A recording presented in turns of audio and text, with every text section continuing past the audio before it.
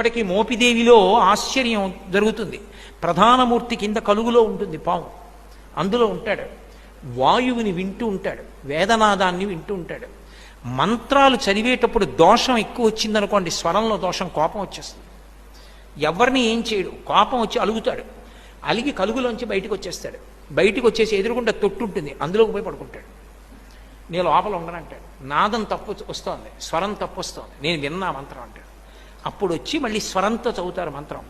చదివి తప్పు అయిపోయిందయా, క్షమించు, నీ యథాస్థానాన్ని చేరమని అడుగుతారు. అప్పుడు ఒకసారి మళ్ళీ ఆ బుట్టలోంచి పైకి లేచి మళ్ళీ వెళ్ళిపోతాడు. అందరూ చూస్తుండగా జరుగుతుంది మోపిదేవిలో. నేను అబద్ధం చెప్పాను అనుకుంటున్నారేమో. మీరు కావాలంటే అర్చకుల్ని వెళ్ళి అడగండి, కిందే ఉంటుంది కలుగు, అందులోనే పడుకుని ఉంటాడు. అందరూ చూస్తుండగా బయటకు వస్తాడు. స్వరం తప్పినా, అనాచారం ఎక్కువైపోయినా బయటకు వచ్చేసి అలకపాన్ పెక్కి పడుకుంటాడు. మళ్ళీ వెళ్ళి వేదం స్వరంతో చెప్తే లోపలికి వెళ్ళిపోతాడు. ఆ నాదాన్ని ఇష్టపడతాడు కాబట్టి సర్పరూపంలో పడుకుంటాడు. చిన్న అపరా